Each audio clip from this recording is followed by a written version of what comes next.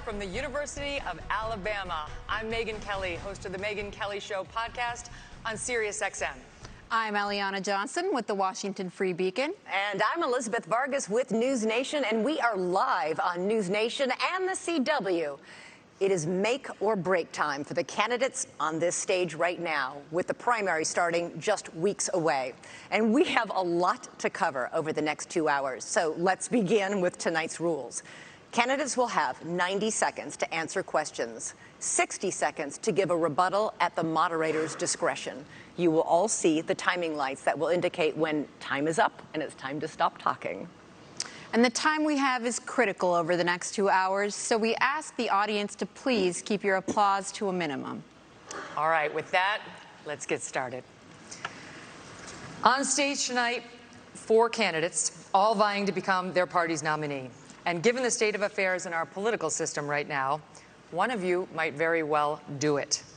Even many Democrats now admit that President Biden is a weak candidate, just as many Republicans acknowledge that former President Donald Trump's multiple legal troubles could imperil his quest for a second term, all of which means one of you could wind up the leader of the free world.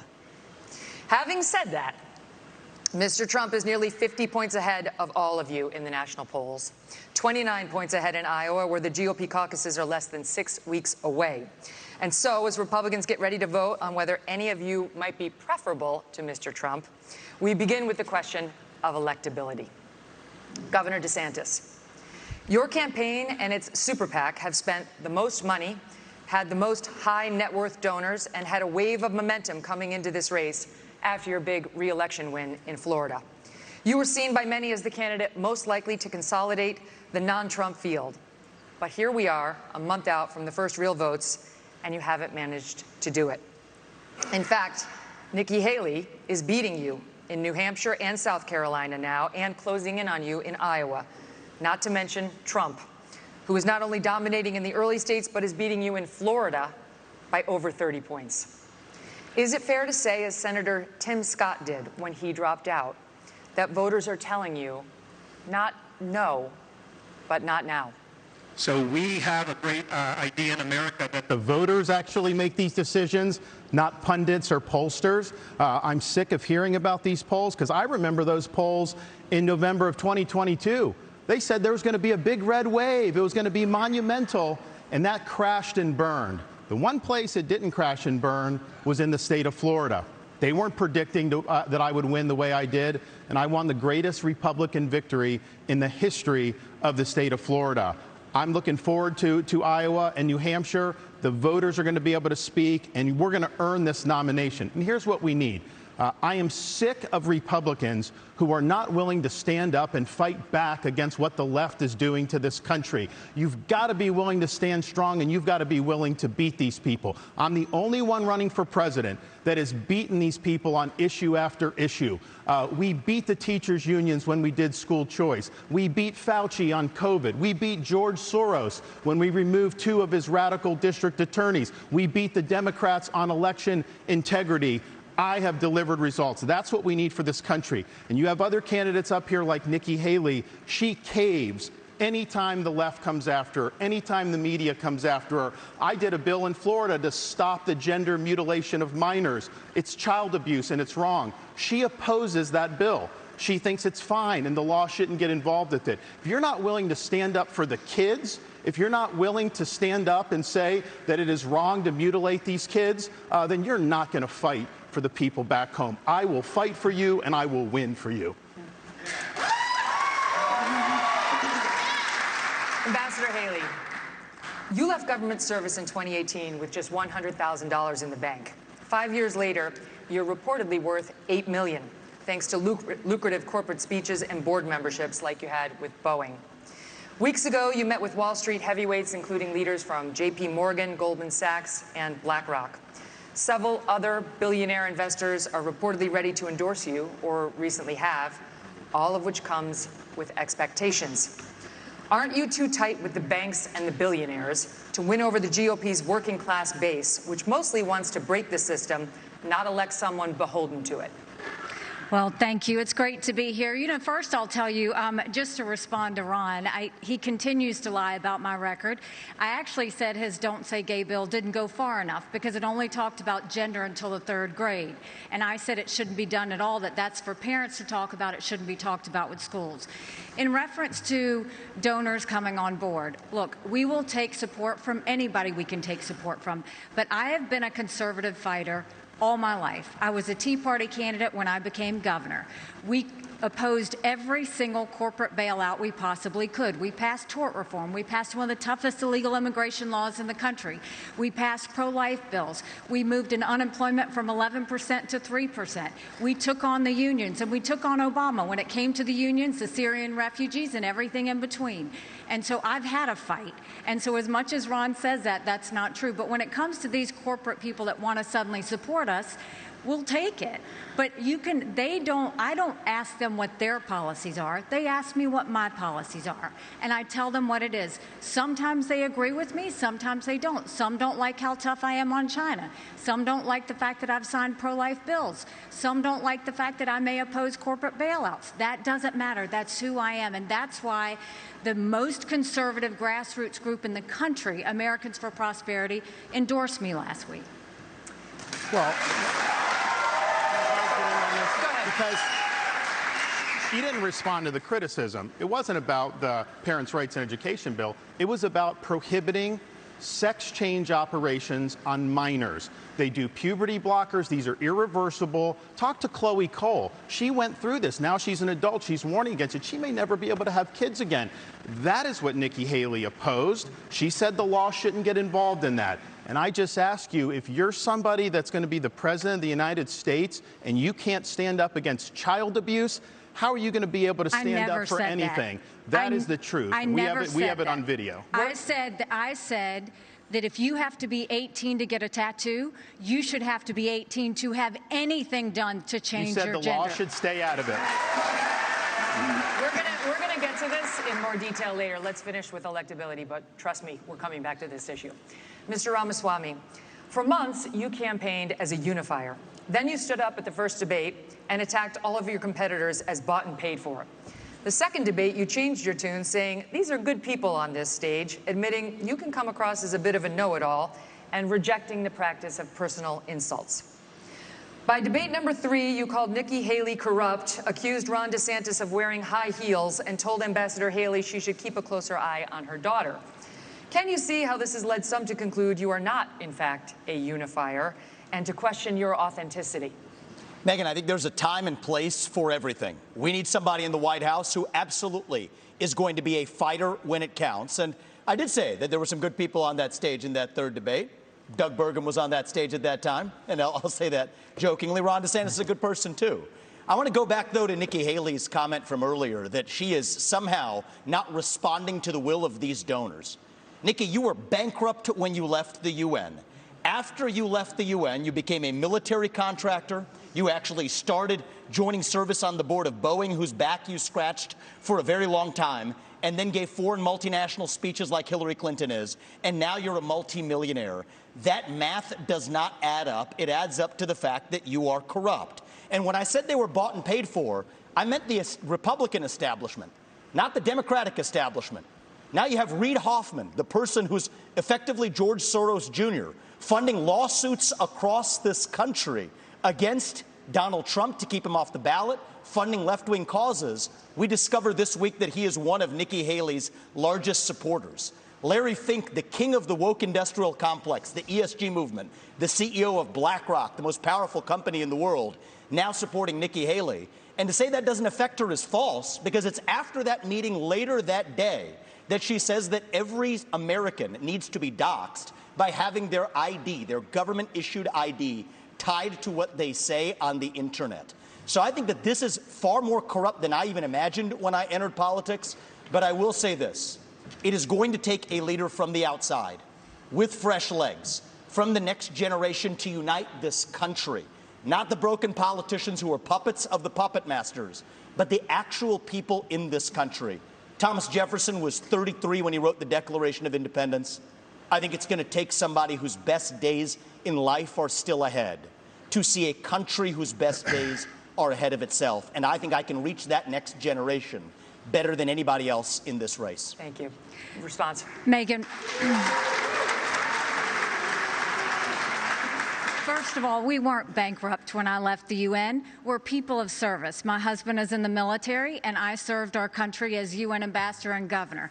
It may be bankrupt to him, but it certainly wasn't bankrupt to us. Secondly, I did serve on the board of Boeing. I did a lot of work with Boeing when I was governor. They were a great partner to me. I served for 10 months. And then when they decided after COVID that they wanted to go for a corporate bailout, I've never supported corporate bailout, so I respectfully stepped back and got off the board. I love Boeing. They build good commercial airplanes. They build airplanes for our Air Force. I am proud of them. They employ a lot of people in South Carolina. But that's why I left the Boeing board. There's nothing to what he's saying. And in terms of these donors that are supporting me, they're just jealous. They wish that they were supporting them. But I'm not going to sit there and Let me get the governor in, and then I'll go to Governor DeSantis. And Vivek, he wrote a book talking about ESG and these woke corporations and BlackRock. The idea that I want to do that in Florida, they were managing our part of our pension, and then when they did the ESG, I took $2 billion away from BlackRock. We took action. This ESG, they call it environment, social governance, and again, Nikki is meeting with all these people. They want to use economic power to impose a left-wing agenda on this country. They want basically to change society without having to go through the constitutional process. We've kneecapped it in the state of Florida. The next president of the United States needs to be able to go to that office on day one and end ESG. And the fact of the matter is, we know from her history, Nikki will cave to those big donors when it counts. And that is not acceptable. I did write that book, Ron, and the irony is Nikki Haley was heaping praise on me when I wrote that book, but now I worry. I was warning about the woke industrial complex in this country as a warning. Apparently, she read it as a how-to manual, just like she reads George Orwell's books as well. And so I think that that's actually far more dangerous than, this is really important for people to understand. We're marching towards fascism under Biden. Jack Smith has subpoenaed every last retweet that someone has issued from Donald Trump in the year 2020. The only person more fascist than the Biden regime now is Nikki Haley, who thinks the government should identify every one of those individuals with an ID. That is not freedom, that is fascism, and she should come nowhere near the levers of power, let alone the White House. I got to get to Governor Christie. I haven't forgotten about you, sir. No, but can I just say, can you speak? I really appreciate it. How you doing, sir? Good to see you. Can you please speak to the requirement that you said that every anonymous internet user needs to out themselves? They're both hitting you on it. I would be happy to, and I love all the attention, fellas. Thank you for that. I'll say this. What I said was that social media companies need to show us their algorithms. I also said there are millions of bots on social media right now. They're foreign, they're Chinese, they're Iranian.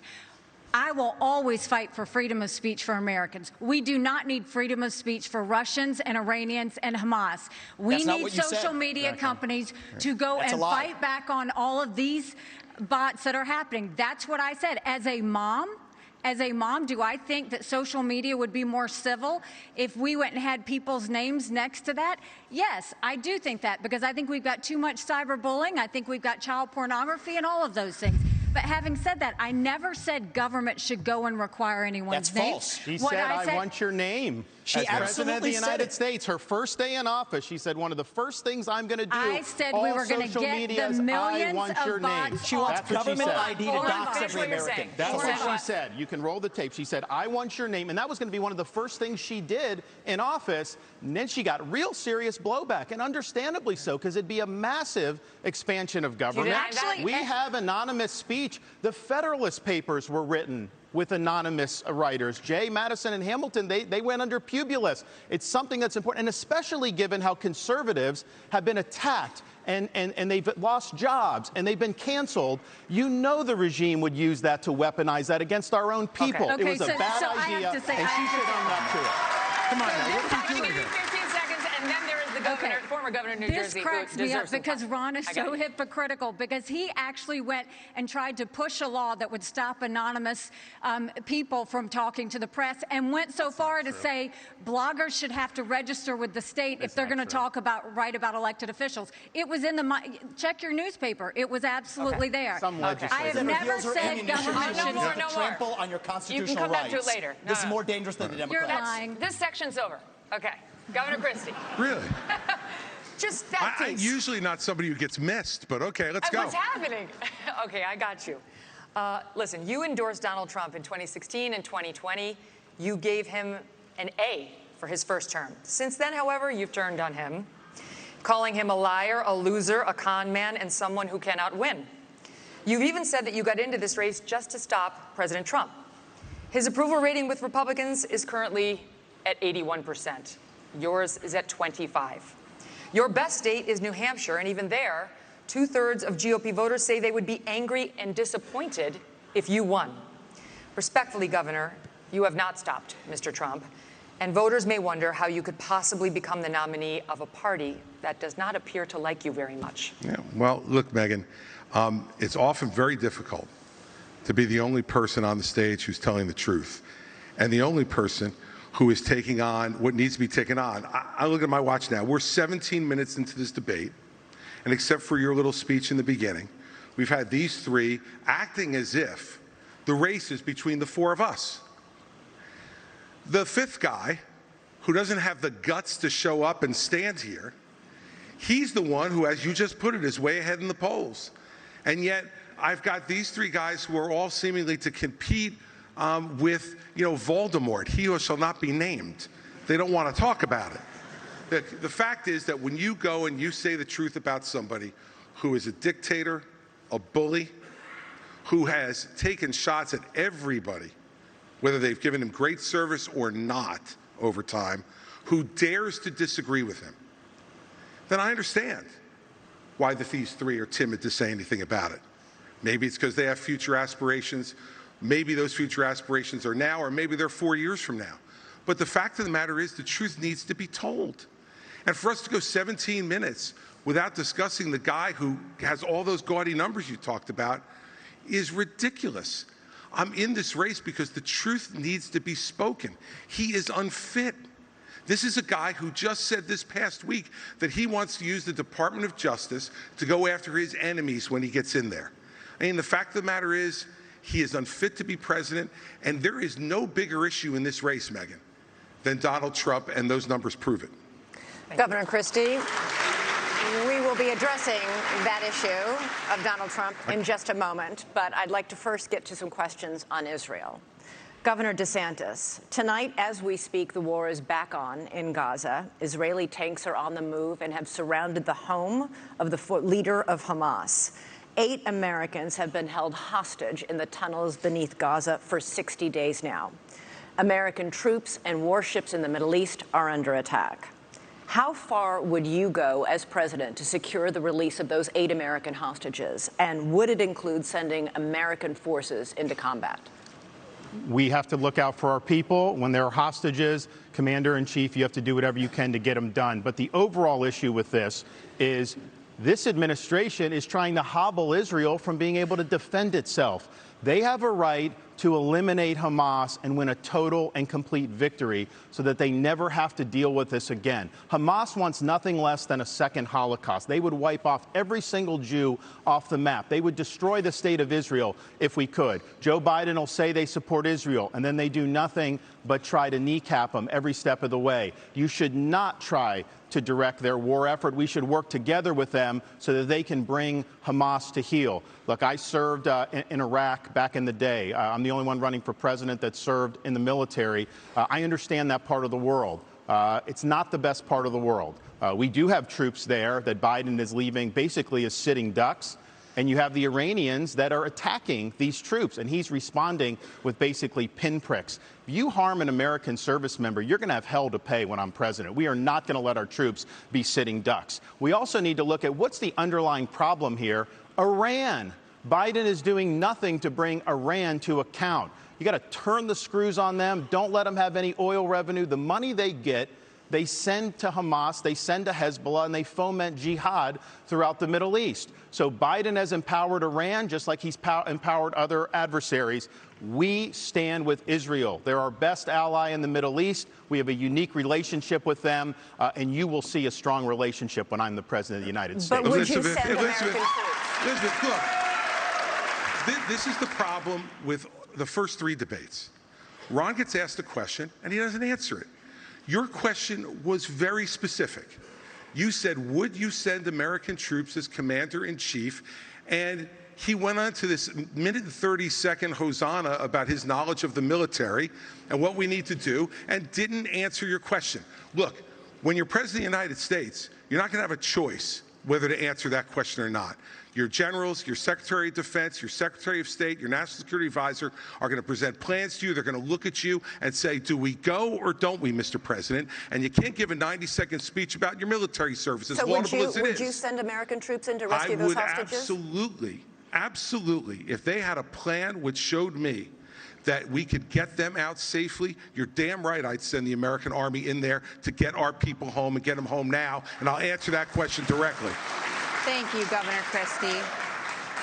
Mr. Ramaswamy, you have said it was irresponsible for Ambassador Haley to call Hamas's terrorist rampage an attack on America and for her to, quote, rabidly shout, finish them, end quote.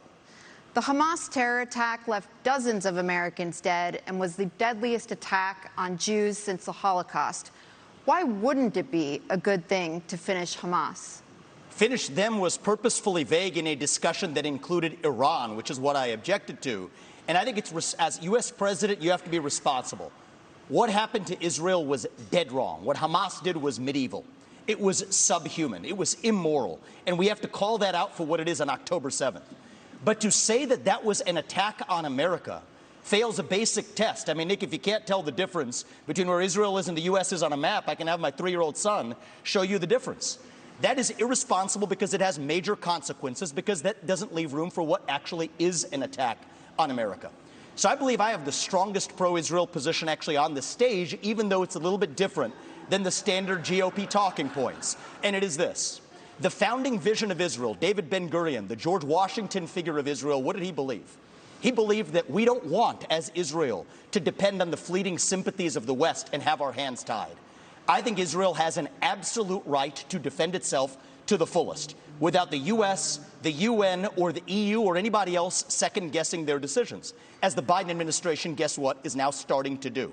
I think that's a more deeply pro-Israel position than anybody else, and it keeps the actual lines of accountability clear because it is a pro-American position. And as leader of the United States of America, just as a father of 2 sons, my sole moral duty is to my family. As your next president, my sole moral duty is to you, the people of this country. That's how I'm going to lead. So I'll tell Bibi, you smoke the terrorists on your southern border, you go ahead and we're rooting for you. We're going to smoke the terrorists on our own southern border, and that's how I'm going to lead this country. But Americans were killed in that attack. Americans were killed in that attack. And so if you looked at this terrorist attack and the number of Americans, this would be one of the top 10 terrorist attacks in American history. So our own people were killed in that attack. And I think it's absolutely appropriate to point that out and to say that we're in this together, and we are going to work with Israel so that these people are brought to justice. I agree with that. Ambassador Haley, I'm coming to you. Iran is on the threshold of becoming a nuclear state. The Wall Street Journal reported that Iranian military leaders gave the green light for Hamas's attack on Israel. You said in last month's debate that, by contrast to the Biden administration's approach to Iran, you would, quote, punch them once and punch them hard. Were you saying that it's time to bomb Iran? No, I was not saying it's time to bomb Iran, but I will tell you, I dealt with Iran every day when I was at the United Nations, and they only respond to strength. What they don't respond to is when you weaken the sanctions like they did on Iran, that allowed China to send them billions to fill their proxies. What they don't respond to is when you give $6 billion for 5 hostages. That only makes them want more hostages. What they don't respond to is when they do 140 strikes on our men and women in Syria and Iraq, and we do nothing but just some small shots back. You've got to punch them, you've got to punch them hard, and let them know that. That's the only way they're going to respond. So the way you do that is you go after their infrastructure in Syria and Iraq where they're hitting our soldiers. That's what you do, and then that's when they'll back off. The problem is you have to see that all of these are related. If you look at the fact Russia was losing that war with Ukraine. Putin had hit rock bottom. They had raised the draft age to 65. He was getting drones and missiles, drones from Iran, missiles from North Korea. And so what happened? When he hit rock bottom, all of a sudden, his other friend, Iran, Hamas goes and invades Israel and butchers those people on Putin's birthday. There is no one happier right now than Putin because all of the attention America had on Ukraine suddenly went to Israel.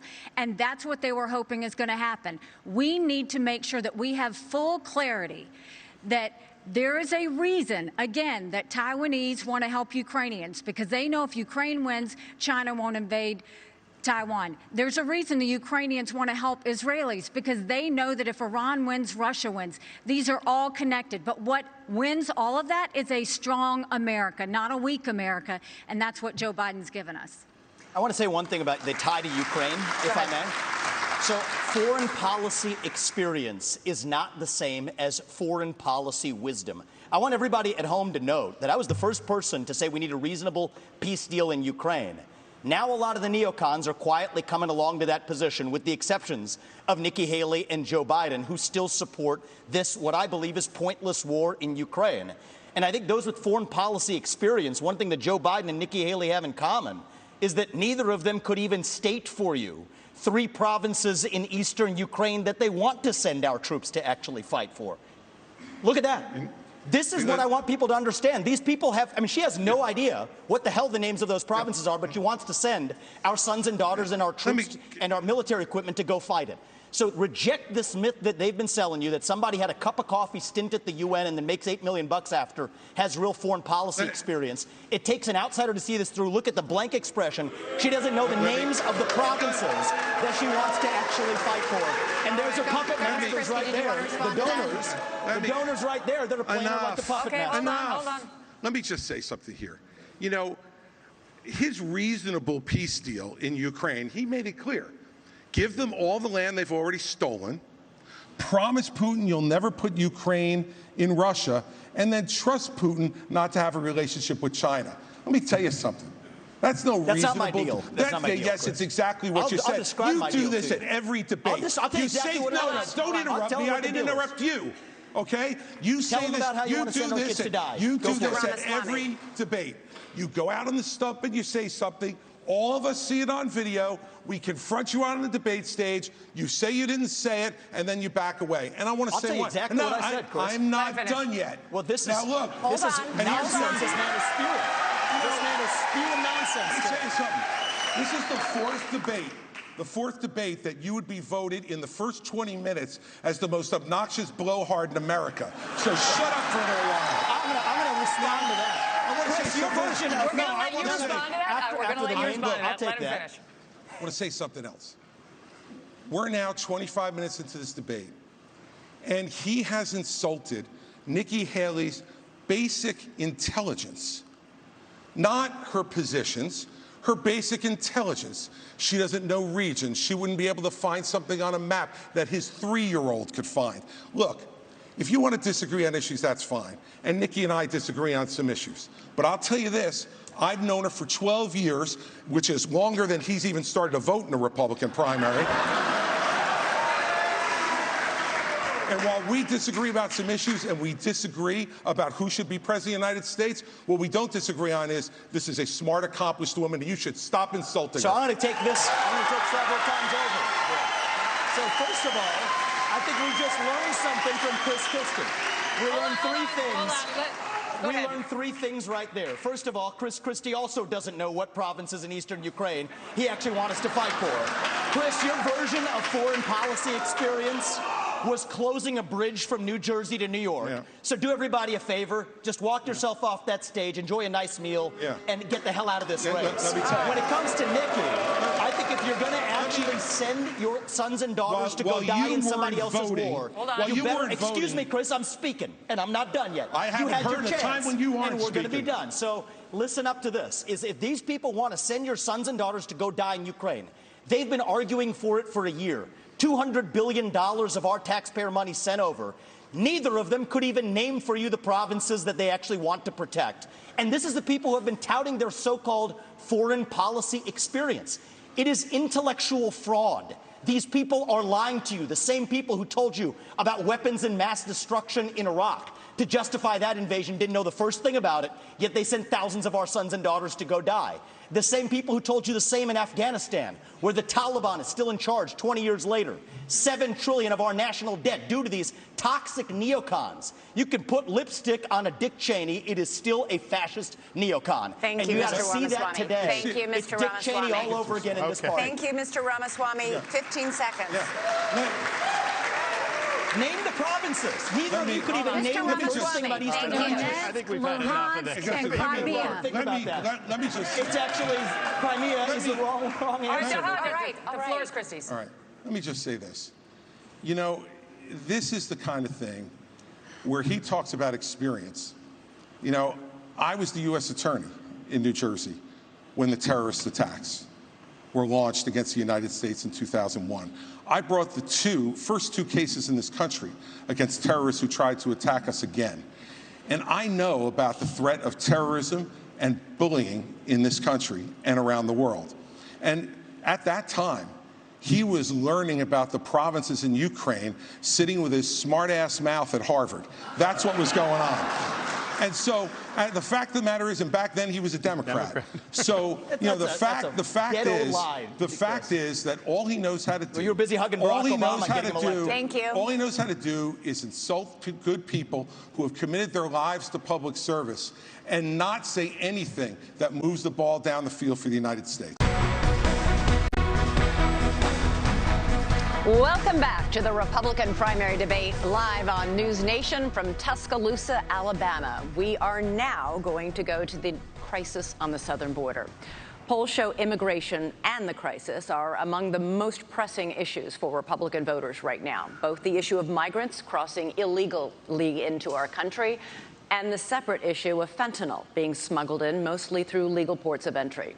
All year, News Nation has been at the border documenting the crisis. In 2023 alone, Border Patrol encountered a record 2.4 million migrants. All four of you have talked tough. The question now is, how realistic is the talk? So, Governor DeSantis, I'd like to start with you. You have pledged to send the military to the southern border on day one of your administration with orders to shoot, quote, stone cold dead anyone illegally entering with a backpack that you believe contains fentanyl. Critics have called this a shoot first, ask questions later policy that would amount to extrajudicial killing. You are a former military lawyer. Why do you think this idea of yours would be legal? The drug cartels are invading our country, and they are killing our citizens by the tens of thousands every year. We had a situation in Florida. There was an 18-month-old baby that was crawling on the floor of an Airbnb rental. There was fentanyl residue on the carpet, and the baby died. Is this acceptable in this country? I know the elites in D.C., they don't care. They don't care that fentanyl is ravaging your community. They don't care that illegal aliens are ravaging our community and overwhelming our community. The commander-in-chief not only has a right, you have a responsibility to fight back against these people. And does that mean shooting first? It means you're going to categorize them as foreign terrorist organizations, and we will identify just like we would anywhere. When I was in Iraq, the Al-Qaeda wasn't wearing a uniform. You'd see anyone walking down the street, they all had man dresses on. You didn't know if someone had a bomb, an IED attached or not. And so you had to make a judgment based on intelligence, based on positive identification. But we're going to be able to get the intelligence on these cartel people. And here's the thing. If we had a wall across the southern border, which I support, this would not have happened. We need to build a wall across the southern border. I'll get it done, and I'll make Mexico is supposed to pay for it. Remember, here's how you do that. I'm going to have fees on remittances from foreign workers when they send the money back to foreign countries. We're going to tax it, and we're going to build a wall with that. So yes, you should have had that, but we don't have it. I'm going to build it, but we have to lean in on this problem. I am not going to sit there and allow mothers to lose more kids because of fentanyl overdose. I am not going to sit there and let sex trafficking go unabated or human trafficking go unabated. There's going to be a new sheriff in town, and these drug cartels better buckle up. Thank you. Ambassador Haley, you have pledged to catch and deport all migrants who are here in this country illegally. But then you said in Londonderry, New Hampshire last month that you will not deport those who are working and paying taxes rather than feeding off the system. Which is it? So first of all, what I said is all of the 7 or 8 million illegals that have come under Biden's watch absolutely have to go back. We have to stop the incentive of what's bringing them over here in the first place. Biden just gave temporary protective status to 500,000 Venezuelans. That's 500,000 Social Security cards. That's 500,000 driver's licenses. And I know from my time at the United Nations, the first thing they do is pick up the phone and said, we came over, come on over. And that's what sends more.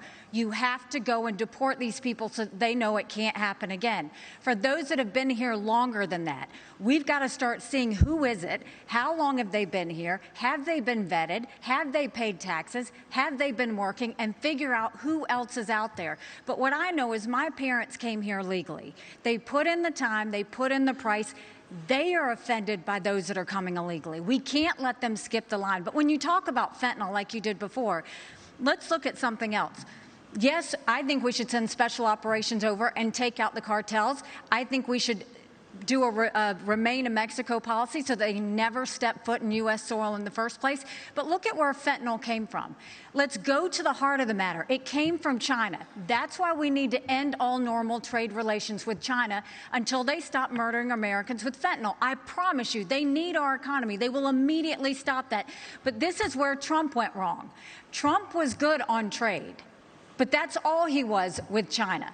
Because here he allowed fentanyl to continue to come over.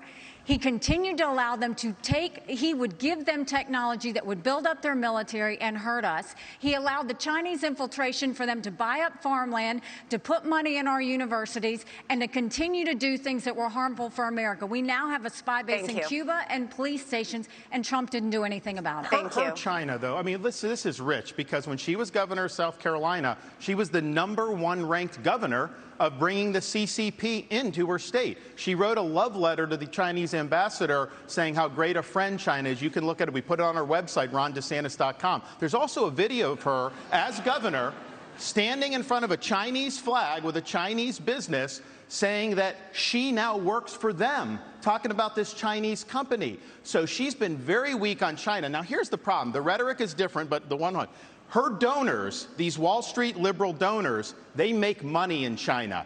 They are not going to let her be tough on China, and she will cave to the donors. She will not stand up for you. 15 seconds, Ambassador. First of all, he's mad because those Wall Street donors used to support him, and now they support me.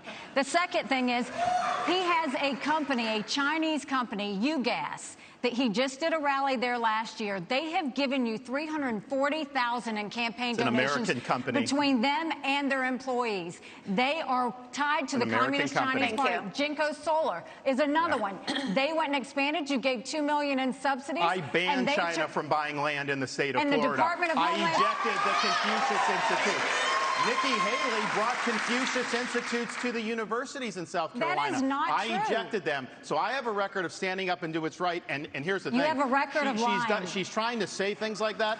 Even the liberal media groups that usually if I say the sky is blue, they'll fact check me and say that's wrong. They looked at her charges. They said it was totally false, that they could not find one instance of me recruiting a Chinese business coming to Florida. You know why? Because we never recruited any Chinese businesses to the state of Florida. Thank you. Thank you.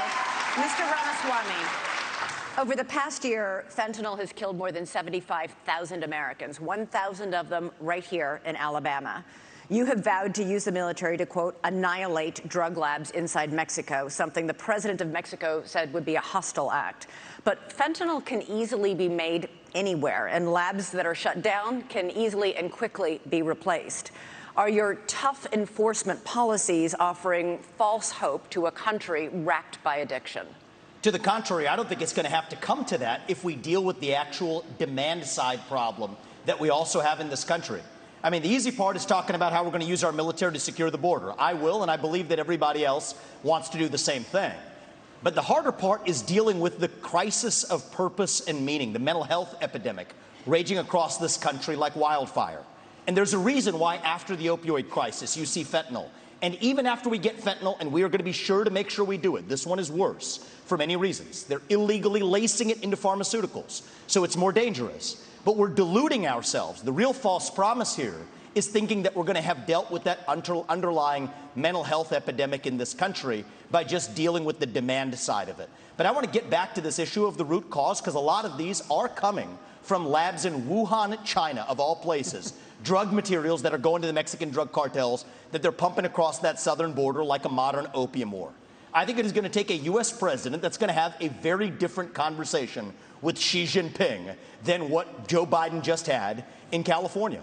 I will tell Xi Jinping, you will not only not buy land in this country or donate to universities in this country, U.S. businesses won't expand into the Chinese market until they're playing by the same set of rules. And the same country that's putting fentanyl into illegal pharmaceuticals in Mexico, it's no coincidence, is the exact same country that also unleashed hell on the world with the COVID-19 pandemic. We also have to hold them accountable with every financial lever that we have available. That is what it actually means to stand with a spine. And you mark my words, if we're willing to stand with the spine, China will absolutely have to fold because they're in a tougher spot than we are. And then we're back to playing by the same set of rules. Thank you, Mr. Ramaswamy. Thank you. Let's talk about the economy. Ambassador Haley, homeownership has always been part of the American dream, but it's increasingly out of reach for younger Americans. This year, mortgage rates reached 30-year highs. Home prices have risen $190,000 over the past decade. Is this the free market at work? Or should the federal government do something to make homes more affordable? Well, first of all, I mean, you're exactly right. My daughter just got married, and I saw how hard it was for her and her husband to buy a home. Right now, the average homeowner in America is 49 years old. You've got young people everywhere. That used to be the American dream, and now it's out of reach.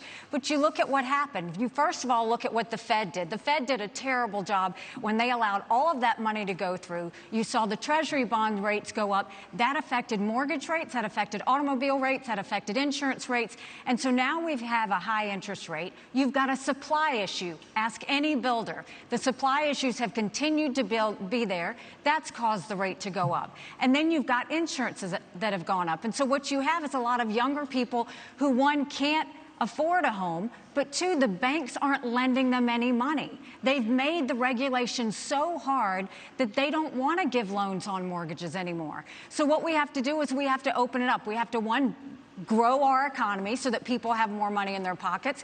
We've got to look at the supply chain and make sure that we are funneling that so that builders don't have to sit there and go overseas to find things.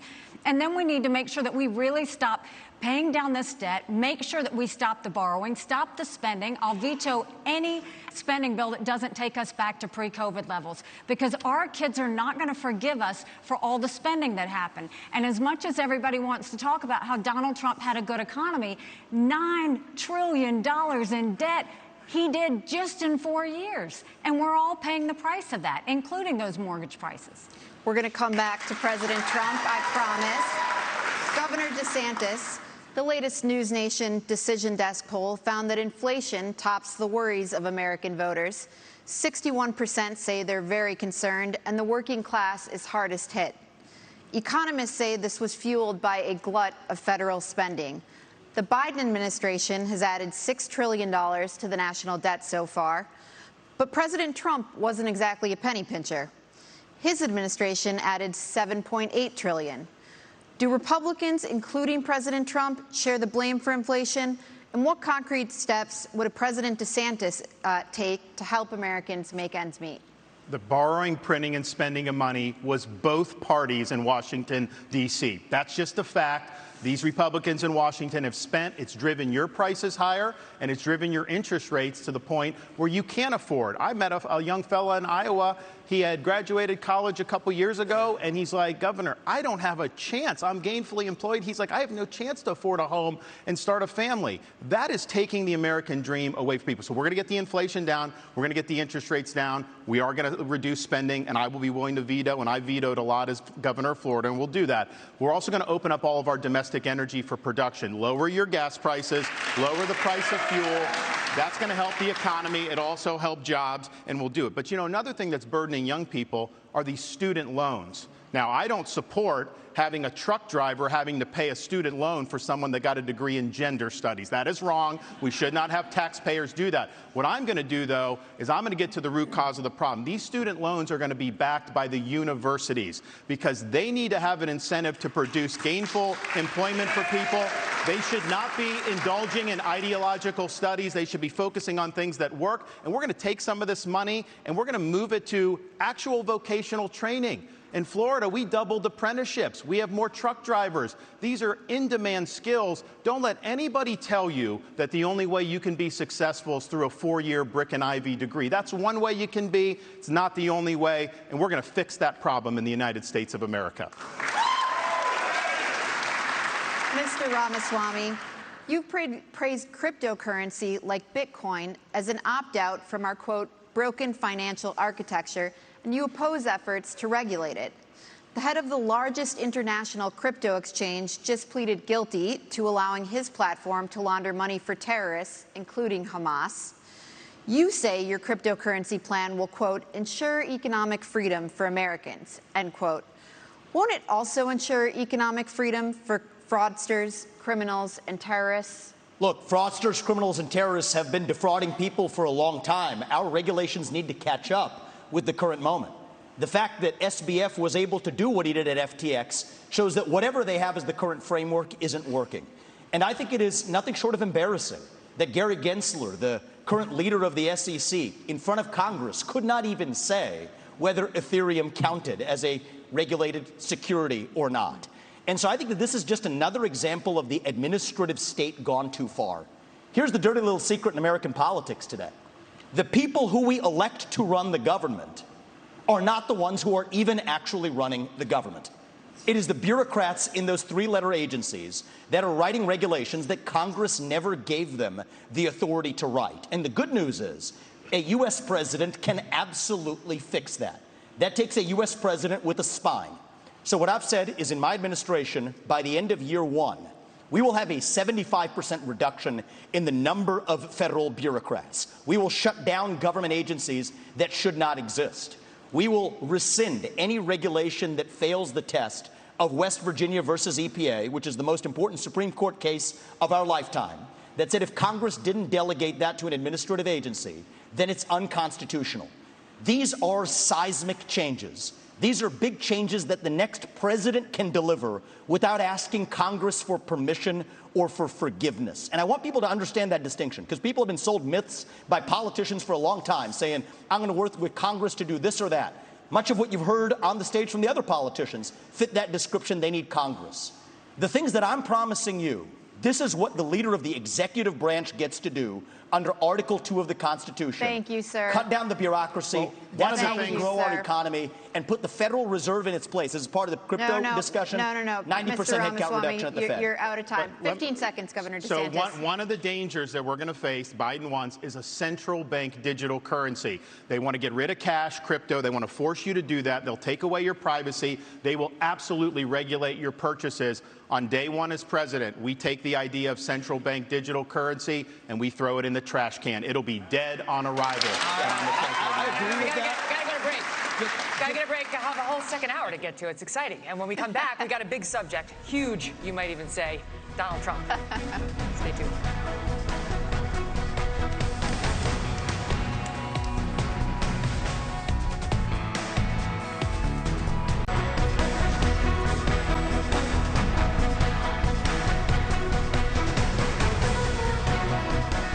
Welcome back, everyone. So you've all spent a lot of time criticizing each other on this stage, as Governor Christie pointed out, and less so for most of you on the front runner in this race, Donald Trump.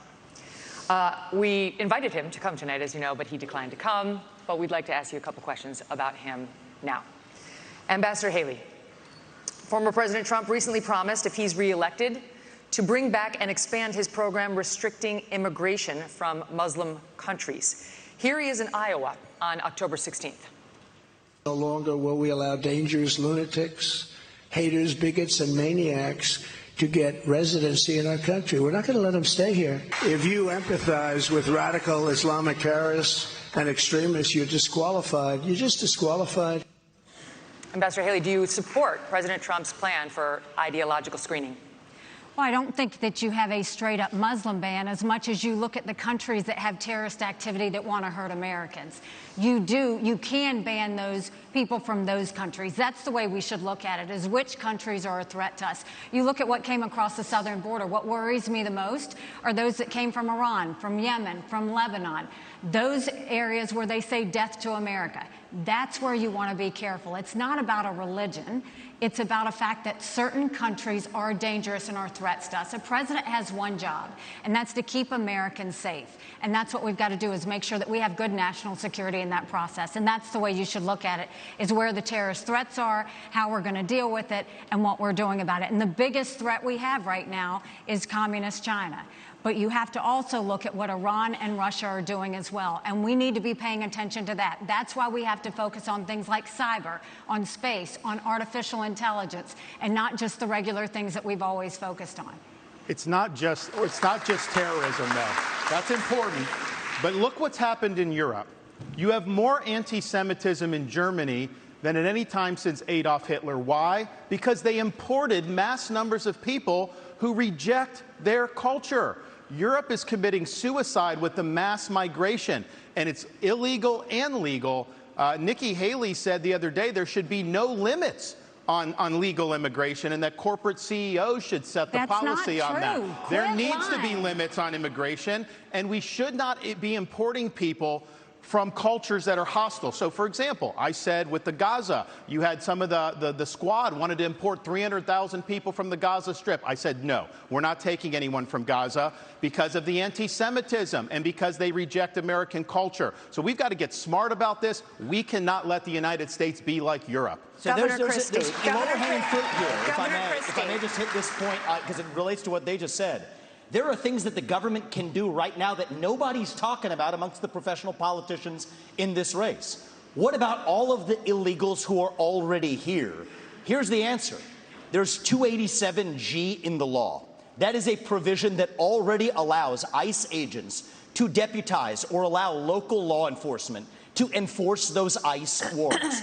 And it shocks me that nobody in the Republican Party is talking about it, because there are 1 million then officials, law enforcement officials in this country.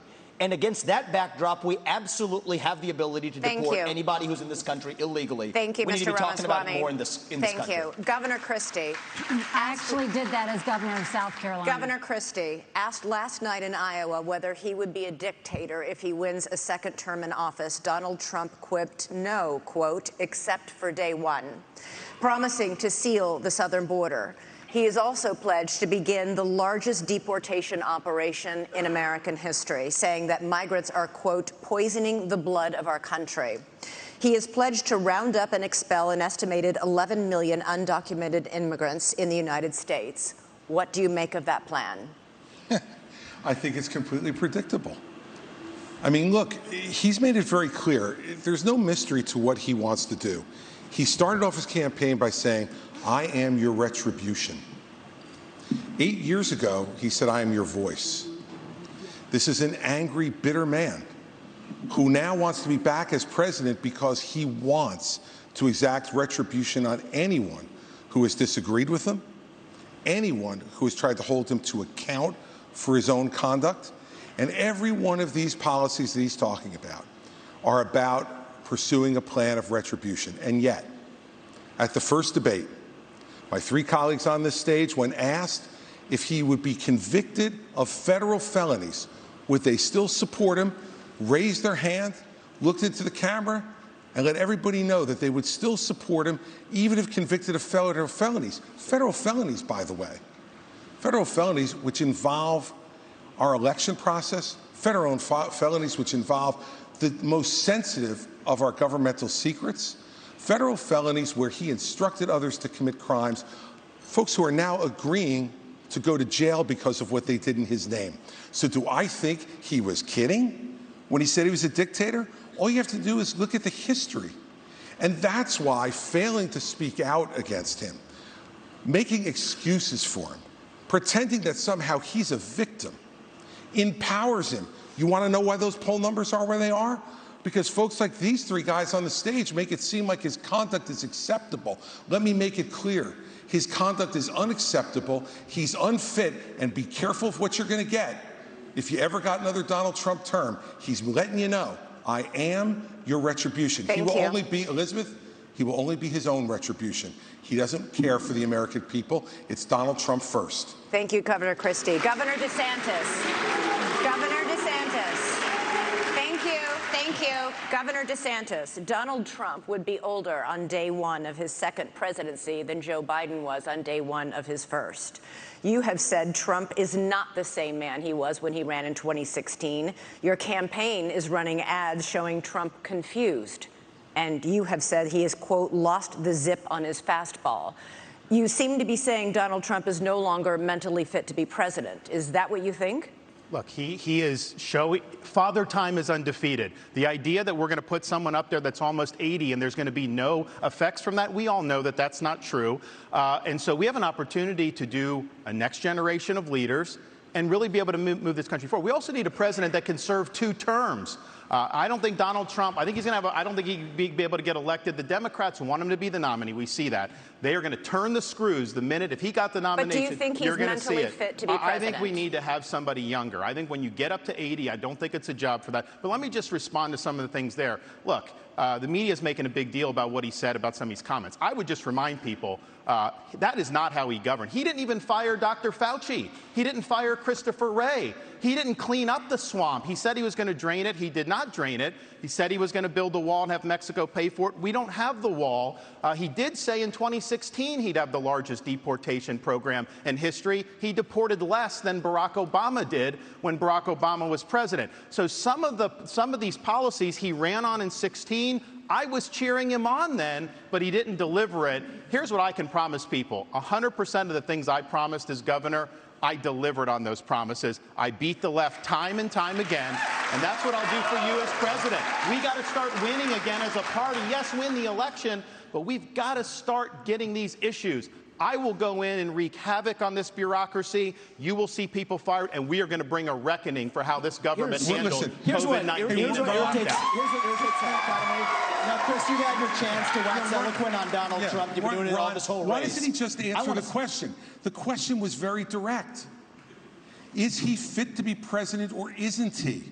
The rest of the speech is interesting, but completely non-responsive. And if we were in a courtroom, they'd strike the answer and say, Governor DeSantis. No, they wouldn't. They would say that you're a smart they would man. Argue that No, they would. No, they wouldn't. They would Chris. strike the answer because you're not answering it. Is he fit? You have your thing. Is he fit or isn't he? No, I don't have my thing. We don't. He's the thing. Is he fit or isn't he? You're talking about him being 80 years old. It doesn't mean that somebody couldn't get elected. That's up to the people. Governor DeSantis, let him finish. No, Governor DeSantis, let him finish. Ron, is he I think we have an opportunity to do somebody who is in the prime of their life. Yes. We don't have to worry about all this stuff with confidence. We can get it done, and we'll do it. I'm going to come to you.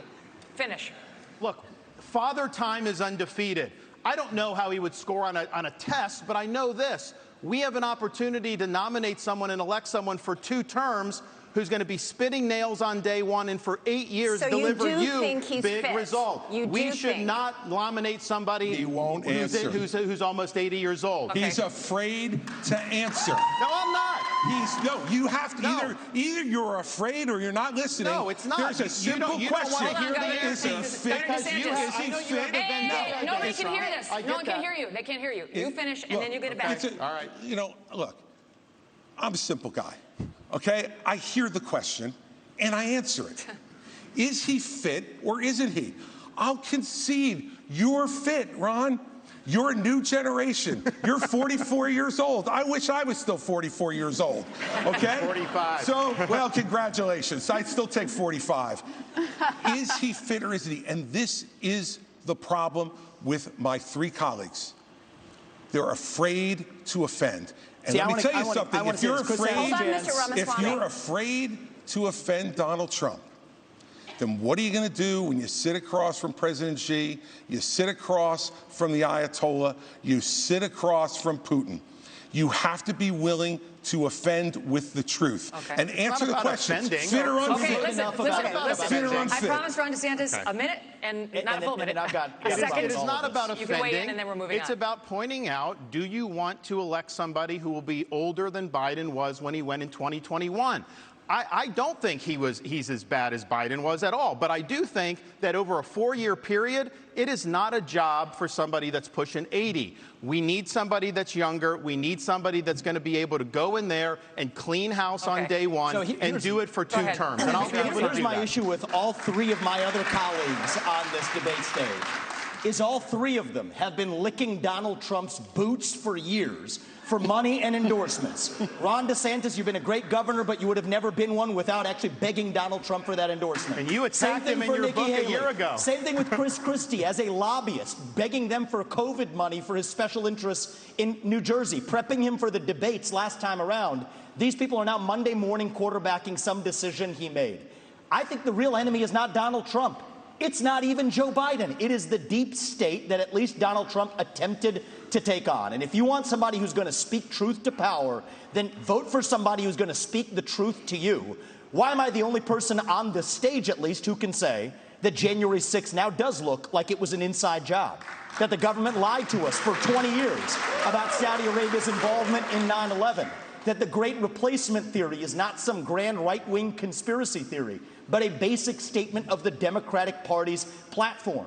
That the 2020 election was indeed stolen by big tech? That the 2016 election, the one that Trump won for sure, was also one that was stolen from him by the national security establishment that actually put up the Trump-Russia collusion hoax that they knew was false? There's a reason why I'm the only person on the stage who can say these things. That's what it's going to take, not people who are licking his boots one time and now Monday morning quarterbacking and criticizing him when it's convenient. Governor Christie. You do not favor a ban on trans medical treatments for minors, saying it's a parental rights issue. The surgeries done on minors involve cutting off body parts at a time when these kids cannot even legally smoke a cigarette. Kids who go from puberty blockers to cross-sex hormones are at a much greater likelihood of winding up sterile. How is it that you think a parent should be able to okay these surgeries, never mind the sterilization of a child? And aren't you way too out of step on this issue to be the Republican nominee? No, I'm not. Because Republicans believe in less government, not more. In less involvement with government, not more in government involvement in people's lives. And you know what, Megyn? I trust parents. And we're out there saying that we should empower parents in education. We should empower parents to make more decisions about where their kids go to school. I agree. We should empower parents to be teaching the values that they believe in their homes without the government telling them what those values should be.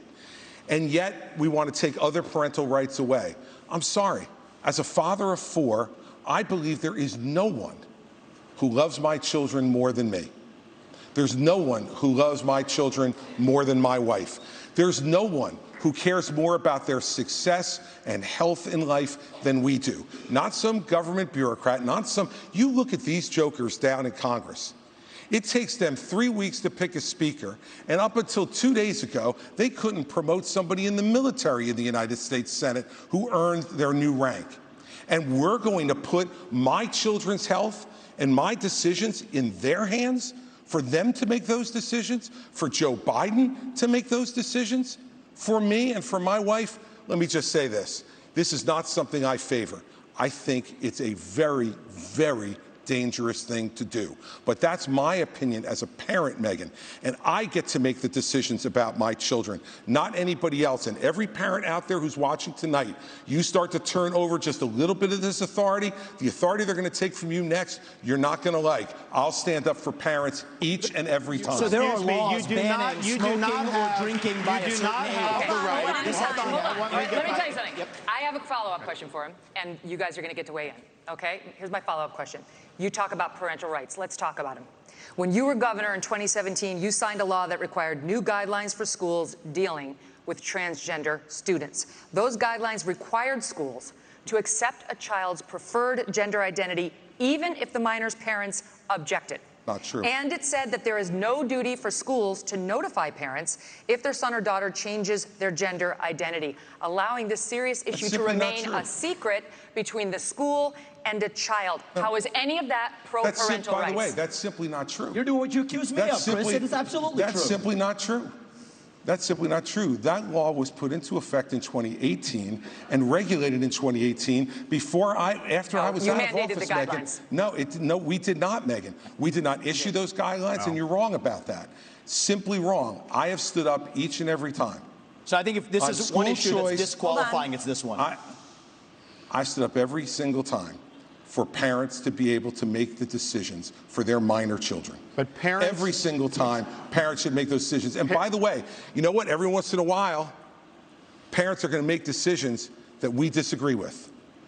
But the minute you start to take those rights away from parents, you don't know that slippery slope, what rights are going to be taken away next, and what's going to be imposed on you. As a parent, you do not have the right to abuse your kids. This is cutting off their genitals.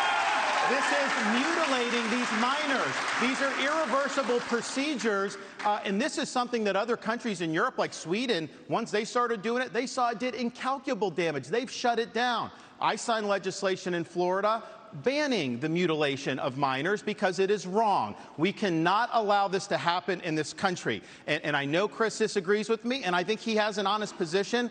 Nikki disagrees with me. She opposes the bill that we did to ban that. She said the law shouldn't get involved with it.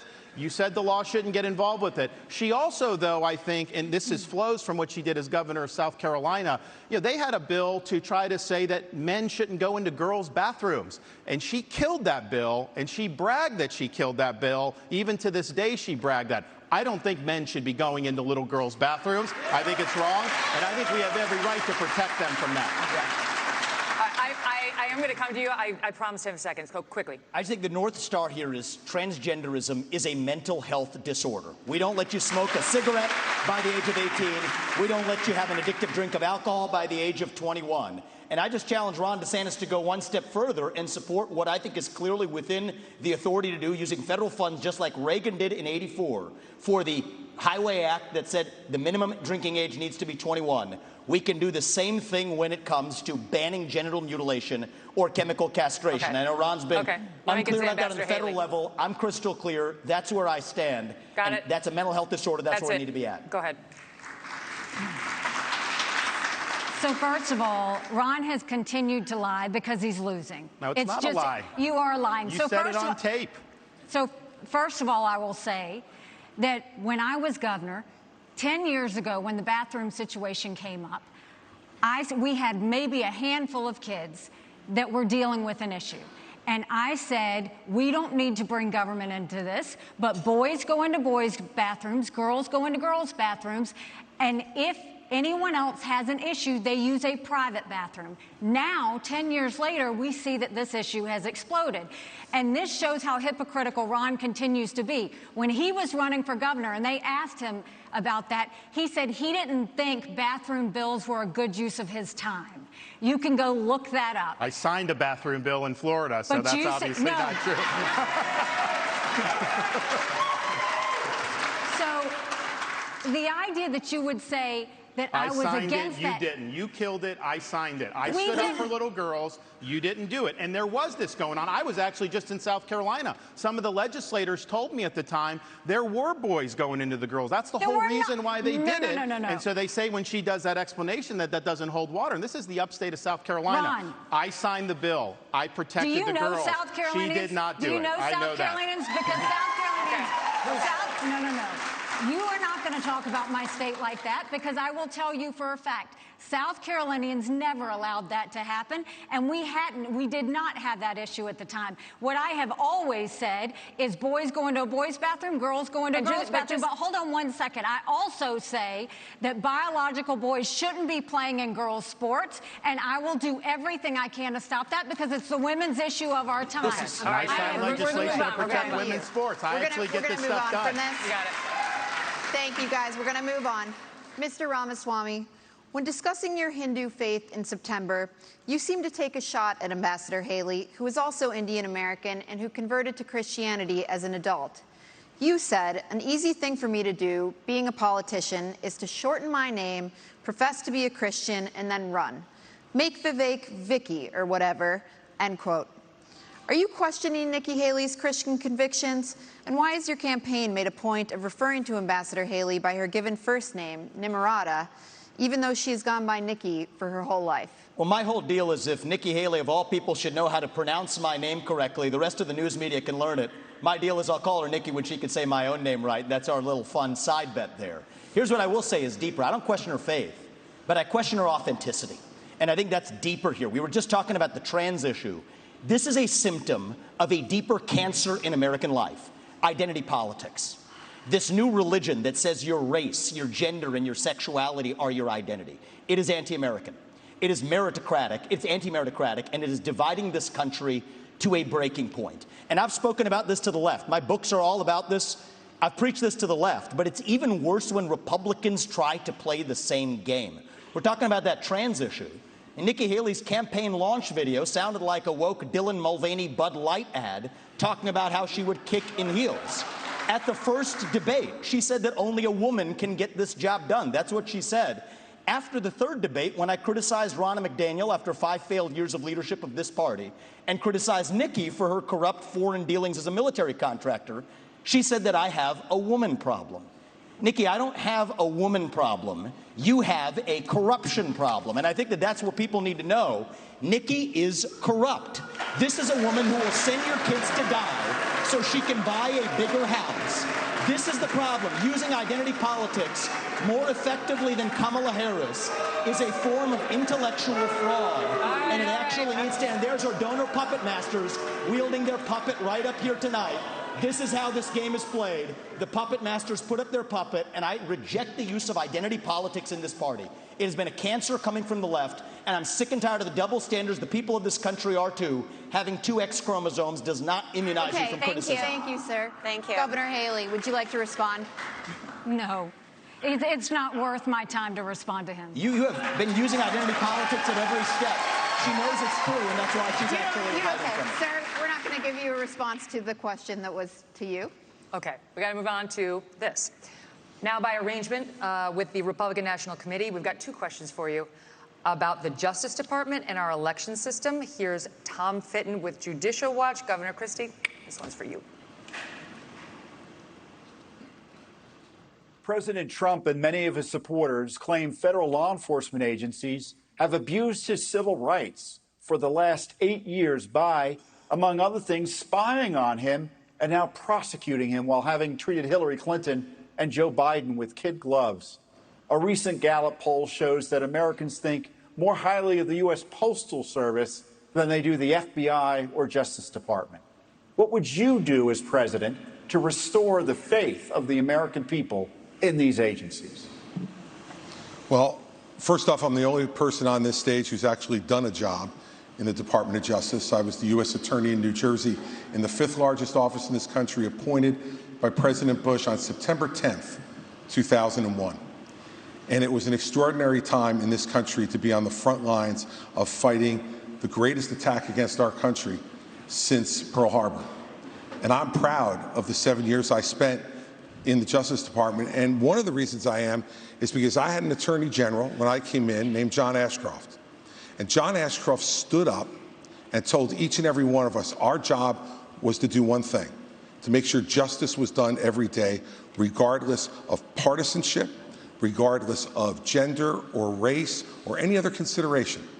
And that's what we did for 7 years. And at a time when our country was at its greatest moment of danger in the last 40 years, we did exactly that, and there was not another domestic terrorist attack on this soil. So what I would do as president, having had that experience, and the only one who's had that experience, is to pick an attorney general who will absolutely do the same thing that John Ashcroft did, to pick U.S. attorneys who will only care about making sure that justice is done without regard to any other consideration but the facts that are presented and whether someone is guilty beyond a reasonable doubt and the government can prove it. We have had attorneys general like Eric Holder and Loretta Lynch and Jeff Sessions, and now our current Attorney General, who have not met that standard. And the only way you restore people's faith in the justice system is to put someone like that in charge of the Justice Department, and then as president, to get the hell out of the way on anything that involves criminal investigations. If a president's involved in trying to do something and put their thumb on the scale, as Donald Trump says he will do, that makes people much less likely to believe our justice system can be fair. Thank you. Thank you. Governor DeSantis, this next one's for you. Back to Tom Fitton. Many Republicans are concerned about the legitimacy of elections. A federal judge just ruled that Pennsylvania must count undated mail-in ballots, and unlike Alabama, many states still don't require any identification to vote. What should states do now to increase election integrity and voter confidence for the 2024 election? Well, Tom, thanks for the question. Thanks for what you guys do at Judicial Watch. It's really, really important. There's a lot of corruption in this government. You guys are doing a great job. What you should do for election integrity is do what we did in Florida.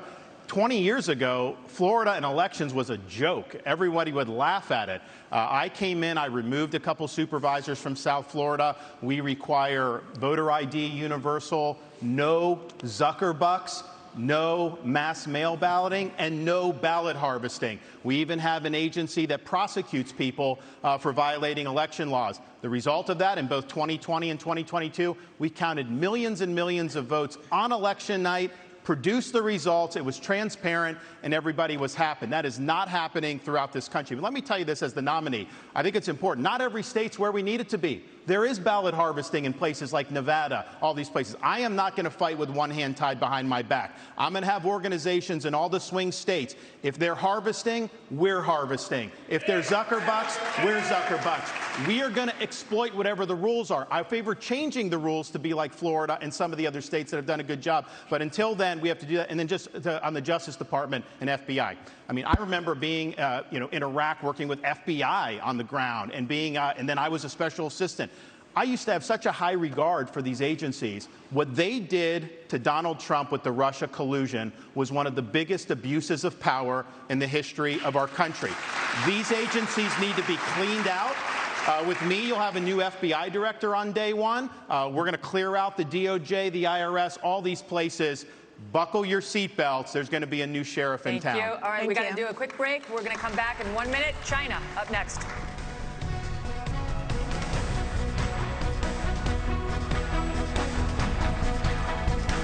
Welcome back to the final GOP presidential primary debate of 2023.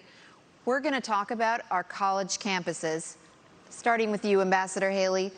House Republicans yesterday hauled elite university presidents up to Capitol Hill to answer for the displays of anti-Semitism on college campuses. These leaders, including the president of Harvard, were asked whether calling for the genocide of the Jews would violate school policies against harassment and intimidation.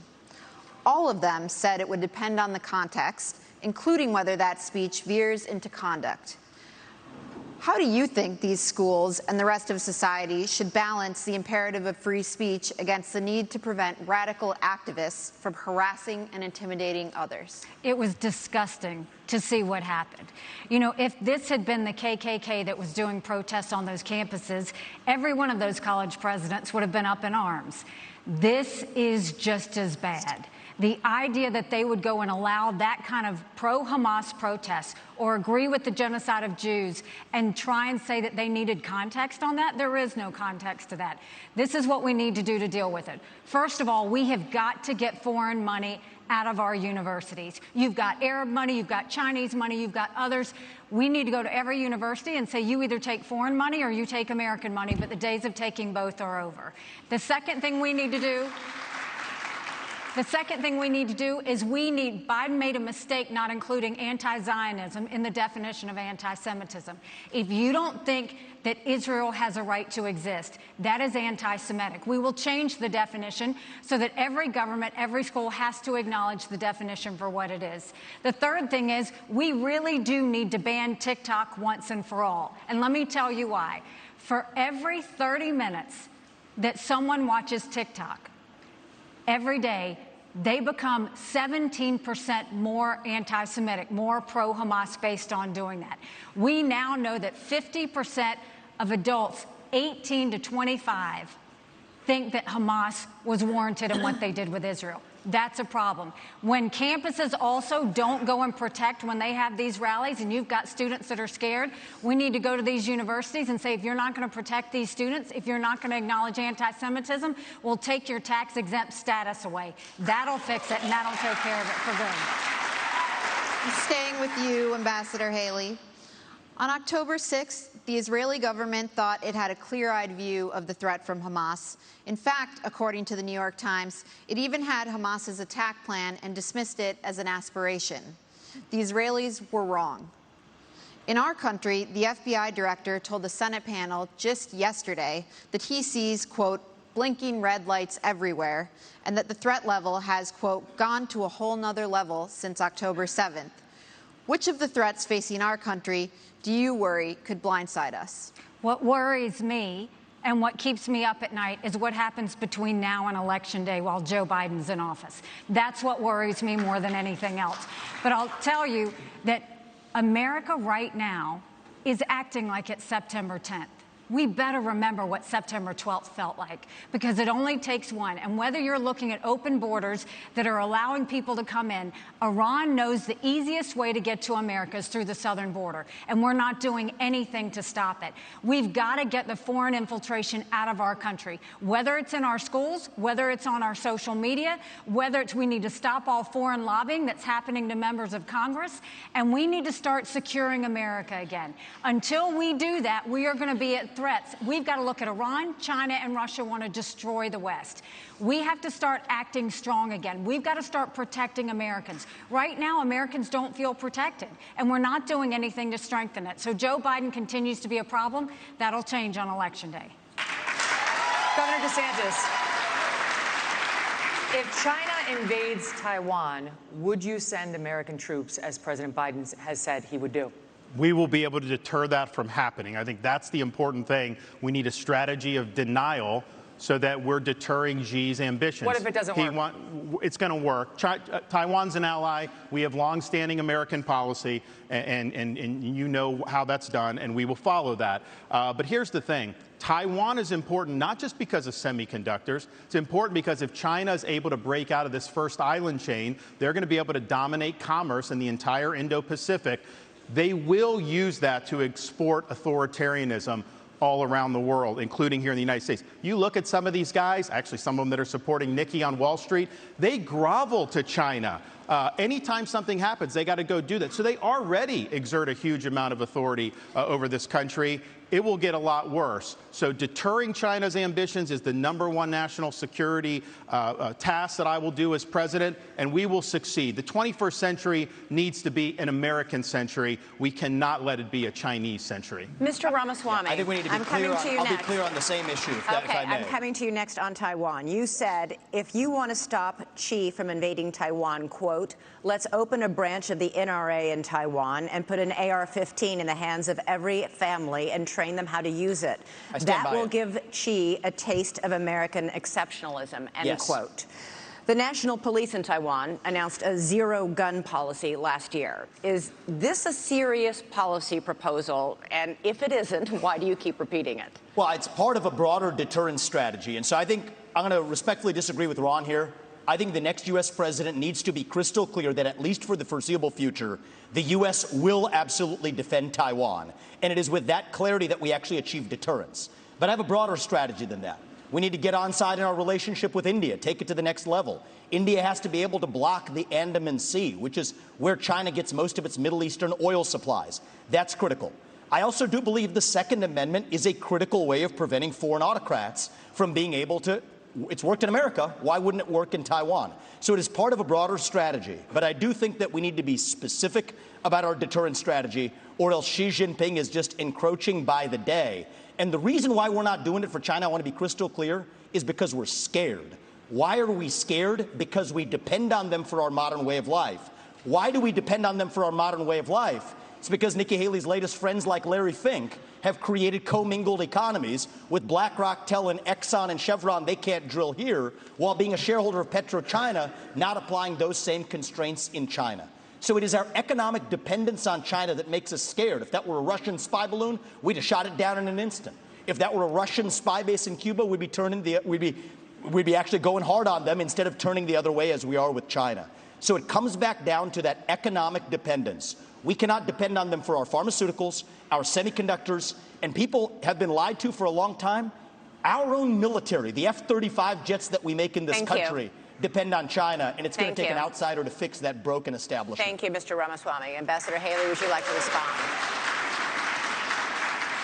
I mean, when it comes to China and Taiwan, the one way that we keep China from going into Taiwan is, one, make sure that we win in Ukraine, that we protect our friends, but also let China know that they'll be hell to pay if they go into Taiwan. They need to know that there is going to be a force that's going to go against them. And they need to know it's not just going to be the United States. That is why we need to build our partnerships with India, with South Korea, with Japan, with the Philippines, with Australia. We need to start pulling that alliance together. And the first way we do that is we need to make sure that on day one we look at the fact, if China pulled the rug out from under us tomorrow, would we be ready? Think about what happened during COVID. Everybody told you to wear a mask. They were made in China. Everybody told you to take a COVID test. They were made in China. Everybody went and, I mean, everything that happened. If you go to the drugstore, all those medicines are made in China. We have to make sure that we are not relying on China for anything related to our national security, which means let's start focusing on doing deals with our friends now. Thank you, Ambassador. Governor Christie, I'd like you to weigh in on that. And do you think arming every family in Taiwan with an AR-15 is a plausible policy? You know, I don't think we have constitutional authority over Taiwan to give them a Second Amendment. I think they can only do that for themselves. But look, I want to be really clear. Once again, I want to play the role of actually answering your question, which is if China went after Taiwan, you're absolutely right. I would, as president, have us go militarily and defend them.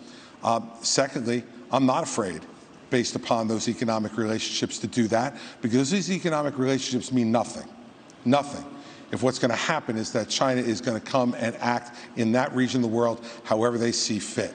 It's not right. And I'll say this about what I heard from Nikki earlier. She said that Donald Trump was good on trade. He wasn't. And the proof that he wasn't good on trade with China is that all he did was impose tariffs, which raised the prices for every American. You want to know what has contributed to inflation in this country? Yes, it's more government spending. Yes, it's the fact that we're printing too much money. Absolutely. But it is also the increase in prices that were driven by Donald Trump's tariffs. And one last thing. You can't say he was good on trade because he didn't change one Chinese policy in the process. He failed on it. Thank you, Governor Christie. Governor DeSantis, switching subjects here. For 15 years, Republicans have been burned by politicians' promises to repeal Obamacare. Trump repeatedly promised to replace it with, quote, something terrific, but failed to propose anything. You're now promising something better, but Florida has more uninsured people than almost any other state. Why should Americans trust you more than any other Republicans who've disappointed them on this issue?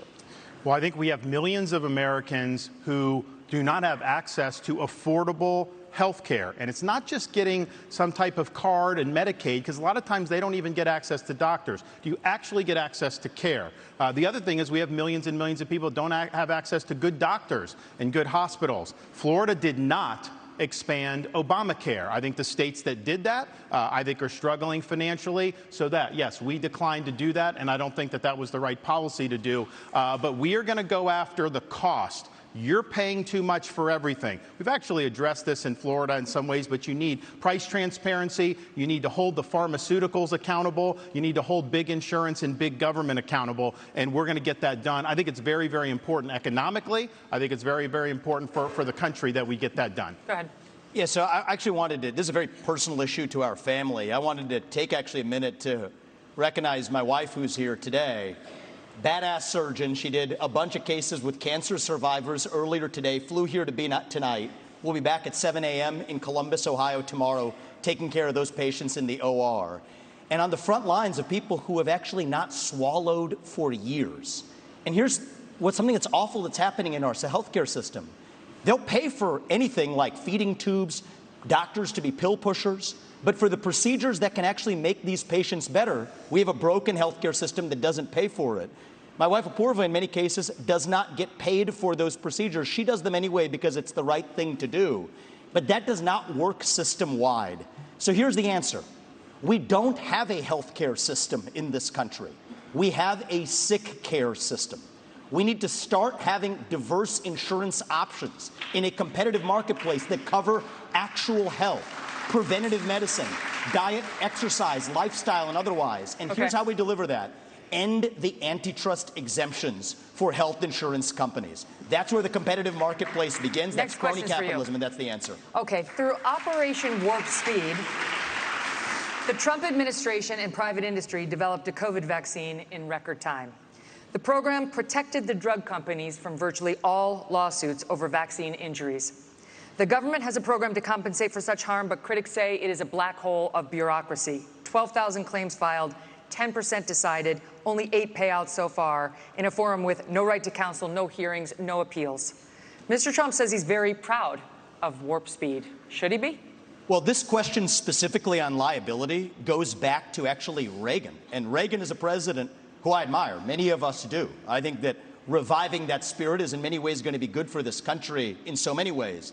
But one of the areas where he erred was this special form of lobbying to say that one kind of manufacturer, a vaccine manufacturer, cannot be sued for their product liability. So I have pledged, it is part of my legislative agenda, we will repeal that, just like we will repeal every other form of crony capitalism. People who have been harmed by those vaccines deserve accountability. They cannot be forgotten Americans. And I think one of the top lessons we learned from that COVID pandemic is that free speech in this country is most important in those alleged times of emergency. If we had been allowed to openly debate the merits of those vaccines, they would have been never mandated in the way that they were. And in general, I don't think that we should want capitalism and democracy to share the same bed anymore. It's time for a clean divorce. Let companies be companies, but I don't like the crony capitalism. This dates back a long time in both parties. And I think that we need to end the lobbying. And I personally believe that if you have been working in the government, you should not lobby that government for 10 years. If you have been a government elected official doing deals with companies, be they Boeing or be they pharmaceutical companies, you should not join the board of that company for 10 years after. The former chairman of the FDA, the leader commissioner of the FDA, ended up on the board of Pfizer. Nikki Haley did deals with Boeing, ends up on the board of Boeing. I don't care if it's a Republican or a Democrat. We need some basic principles that end the corruption in government.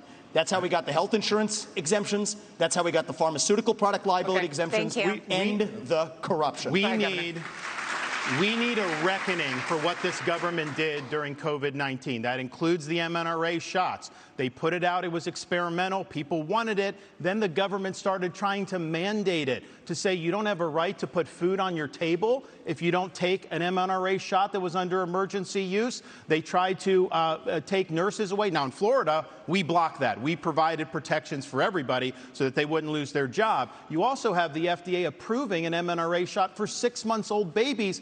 There was no data to support that. They're doing it because big pharma will make money. So I'm going to go in there, CDC, NIH, FDA. We're going to clean house. There's going to be a reckoning because right now nobody's been held accountable for any of the damage.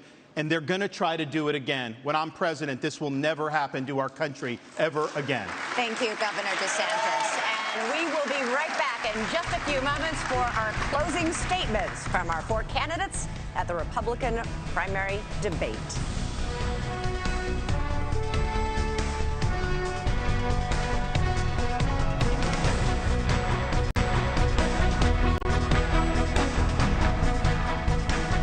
Welcome back to the News Nation Republican primary debate here in Tuscaloosa, Alabama.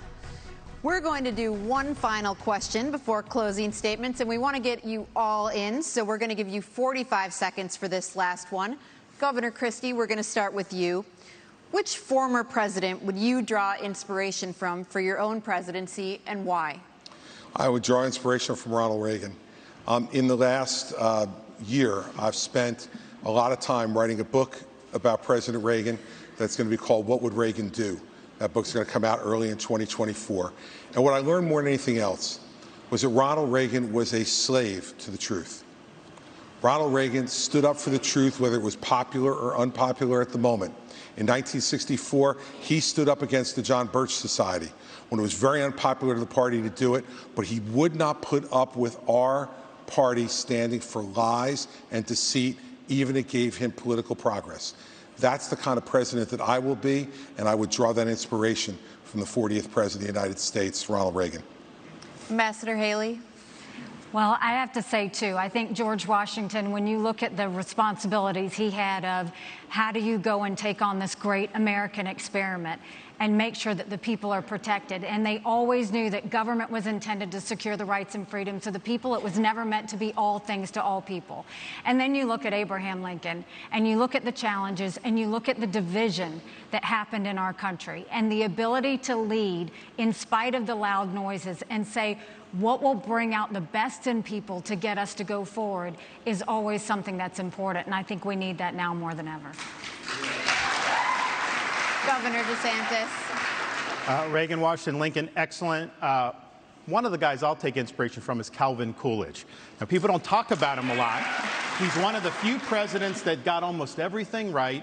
He understood the proper role of the federal government under the Constitution. We need to restore the U.S. Constitution as the centerpiece of our national life. And that requires a president who understands the original understanding of the Constitution, who has a good sense of the Bill of Rights, and who knows how we've gone off track with this massive fourth branch of government, this administrative state, which is imposing its will on us and is being weaponized against us. So Silent Cal knew the proper role of the federal government. The country was in great shape when he was president of the United States, and we can learn an awful lot from Calvin Coolidge.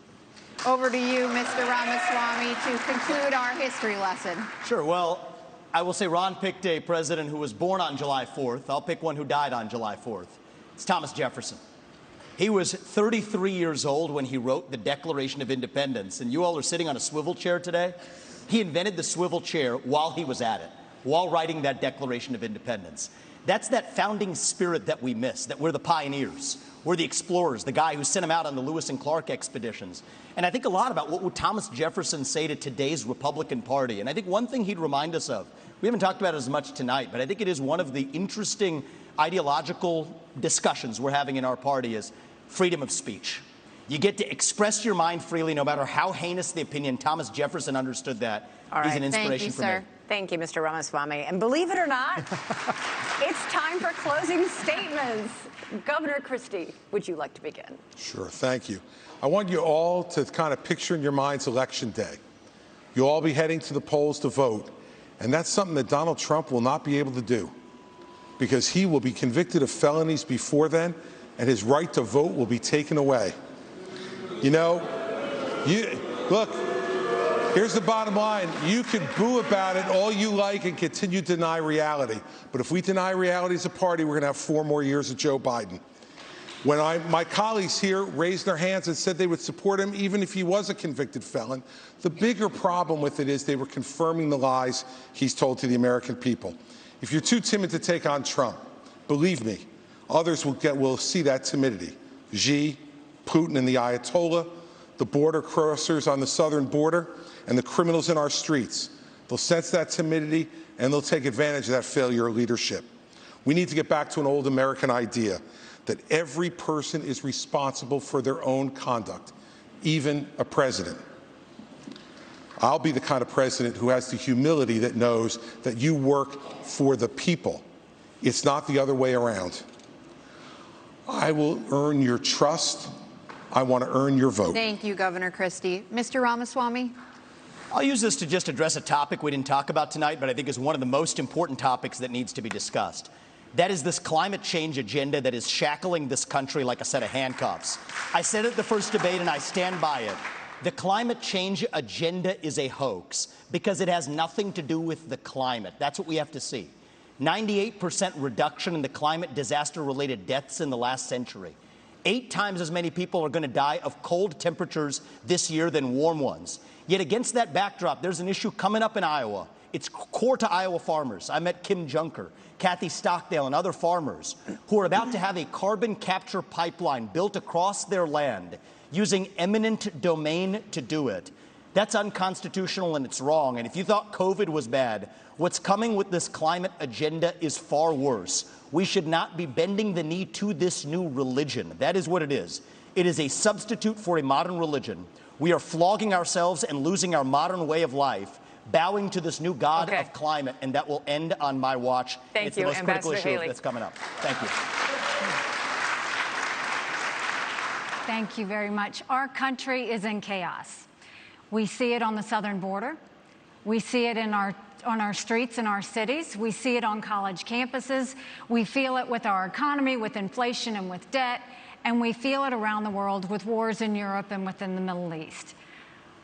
We have to stop the chaos, but you can't defeat Democrat chaos with Republican chaos. And that's what Donald Trump gives us. My approach is different. No drama, no vendettas, no whining.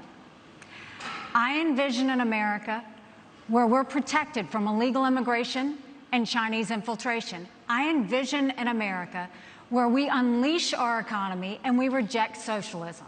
But more importantly, I envision an America where we rediscover our national purpose and our pride. Thank you. I crush Joe Biden in the polls. And if you give me this chance, we will crush him in November and take our country back. Governor. Go to NikkiHaley.com. Thank you, Ambassador Haley. Governor DeSantis.